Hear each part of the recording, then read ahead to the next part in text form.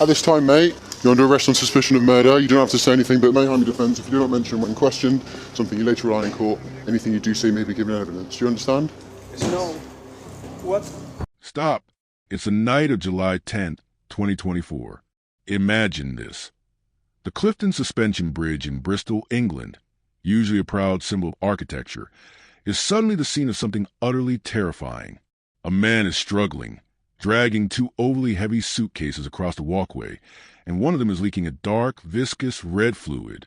You can tell he's panicked, sweating profusely, desperately failing to look inconspicuous.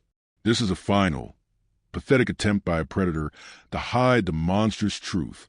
Seconds later, onlookers confront him about the dripping luggage. He panics, dropping the bags right there on the pavement, and sprints into the night. He shoves a cyclist who tries to film him, screaming a phrase in Spanish about a terrible boss.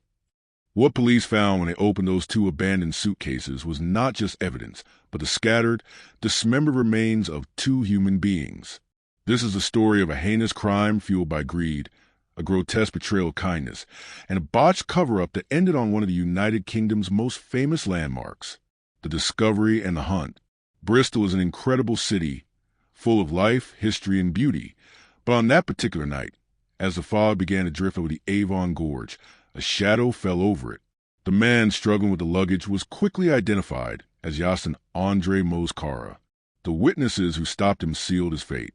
One brave cyclist pursued him, capturing on camera the moment Mosquera turned, yelled, "Vite mi jeep es muy malo."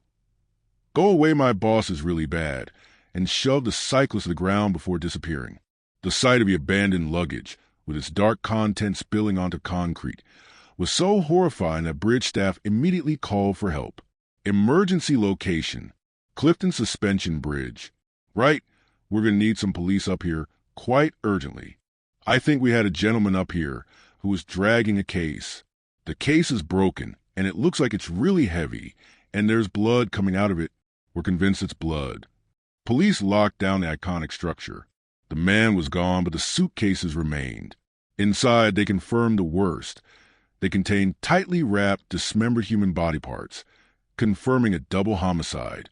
The next day, the investigation got its first major break. A small luggage tag on one of the cases led officers over 100 miles away to a flat in Shepherd's Bush, London.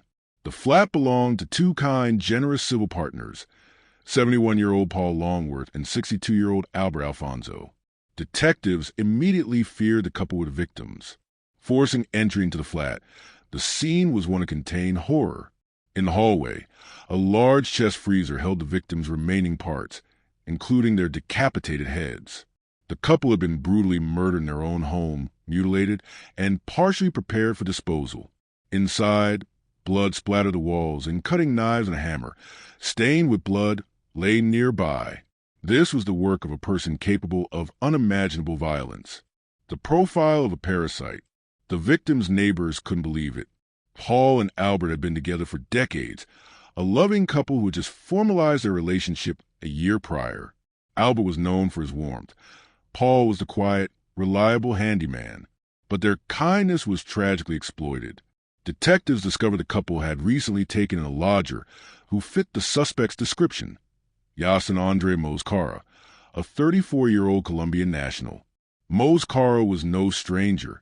He was an adult content creator Albert had met online years earlier. Their relationship began as transactional, with Albert paying for videos, but over time, it became personal. Despite having a wife and son in Colombia, Yostin was invited to stay with the couple for months at a time, receiving financial help and even paid for English lessons. Mosquera was not grateful. He was a parasite. He quietly studied their lives, their habits, and crucially, their finances. Digital forensics revealed his chilling premeditation. He researched the value of their property, accessed their financial spreadsheets, and even attempted to open a bank account in their name. This was a financially motivated plot to seize their assets. His online searches detailed his intentions. How long does it take for a corpse to decompose? How to kill someone with a single blow to the head, and chillingly, large fridge freezers on Facebook Marketplace. He plotted the murders while living under their roof, sharing their lives. The murder and the evidence. The planning culminated on July 8, 2024. While Albert was at work teaching swimming, Mosquera acted. At around 12:30 p.m., he closed the curtains.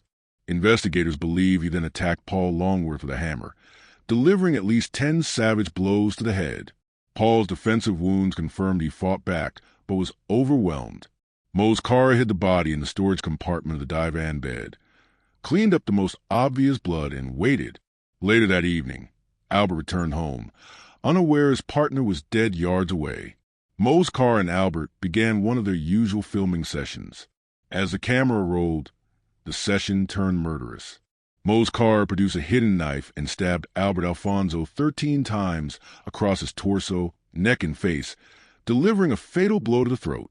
The footage was recovered later, showing the brutal killing, and, in a moment of pure evil, Mosquera was captured dancing and singing over Albert's dying body. The act of technical psychopathic joy. At this time, mate, you're under arrest on suspicion of murder. You don't have to say anything, but may harm your defence if you do not mention when questioned, something you later on in court, anything you do say may be given evidence. Do you understand? When that failed, he used Albert's cards to withdraw cash at nearby ATMs, captured on surveillance cameras.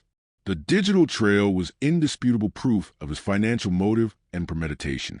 Over the next 2 days, using his research methods, he dismembered the bodies and stored them. He then hired a distinctive red van, a detail that helped police trace his journey, to drive him in the 2 heavy suitcases from London to Bristol. The interrogation and lies. Mosquera was arrested 3 days later, on July 13th, at Bristol Temple Meads train station. The officer's words were clear. At this time, mate, you're under arrest on suspicion of murder. You don't have to say anything, but may harm your defense if you do not mention, when questioned, something you later rely in court. Anything you do say may be given evidence. Do you understand? No. What? You are currently under arrest for murder. Okay. What's your name, mate? Jot. Surname?